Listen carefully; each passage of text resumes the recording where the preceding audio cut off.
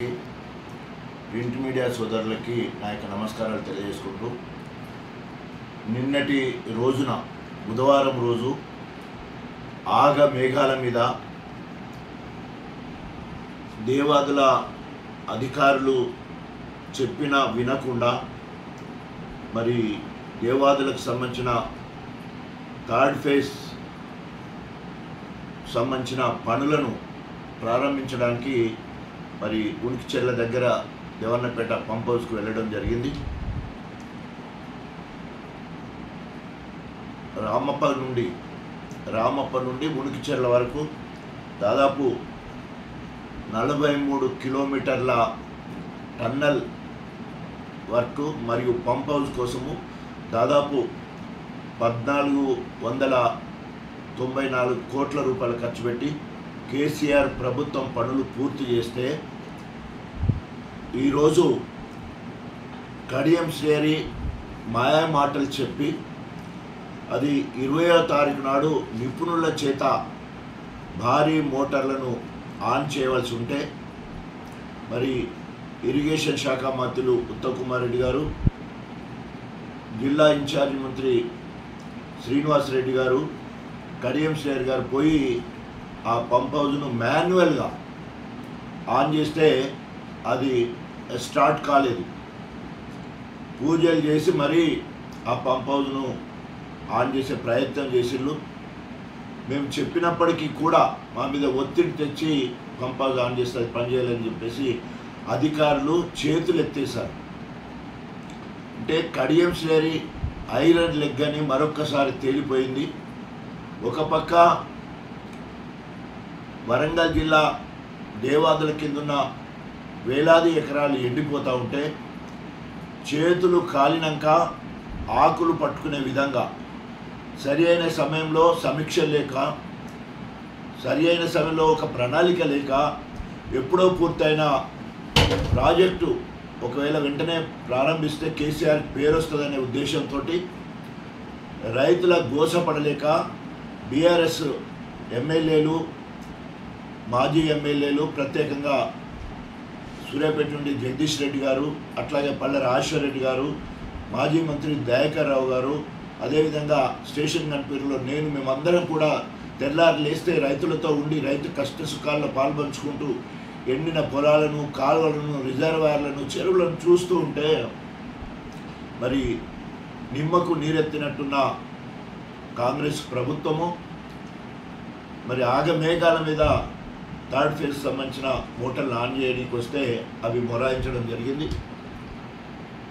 కేసీఆర్ గారికి ఎక్కడ పేరు వస్తుందని చెప్పేసి కేసీఆర్ ఆనవాళ్ళు లేకుండా అనే ఉద్దేశంతో కాంగ్రెస్ ప్రభుత్వం డొల్లతనం మరొకసారి బయటపడ్డది.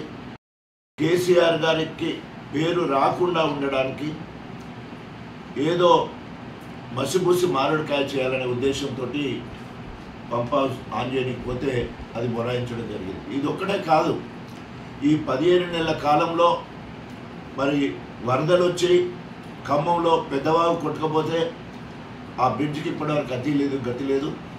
సుంకిసాల మరి ఎత్తిపోతల పథకం, హైదరాబాద్కు నిలిచే పథకం, ఆ పంప్ హౌస్ మునిగిపోయింది. రిటైనింగ్ వాల్ కూలిపోతే దానికి ఇప్పటివరకు గతి లేదు. అదేవిధంగా పాలమూరు రంగారెడ్డి ఒక పంప్ హౌస్ మునిగిపోయింది. మొన్నటికి మొన్న ఎస్ఎల్బీసీలో మరి పనులు చేస్తున్నప్పుడు ముందు జాగ్రత్తలు తీసుకోకపోవడం వల్ల దాదాపు 8 మంది సజీవ దహనమైన పరిస్థితి, అందులో ఒక్కరు మాత్రం ఇప్పటివరకు దొరికే పరిస్థితి.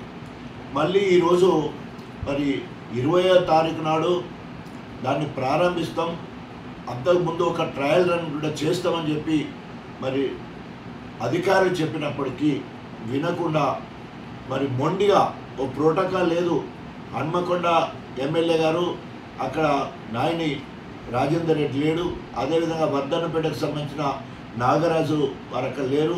జిల్లాకు సంబంధించిన 2 మంత్రులు మరి సురేఖ కానీ అదేవిధంగా సీతక్క కానీ వాళ్ళు లేకుండా మరి తగుదునమ్మని చెప్పేసి కడియం శ్రేణి గారు అహంకారంతో ఏదో చేయాలనే తాపత్రయంతో మంత్రుల మీద ఒత్తిడి తీసుకొచ్చి మరి ఆ పంప్ హౌస్ ఆన్ చేస్తే అది ఆన్ కాని పరిస్థితి.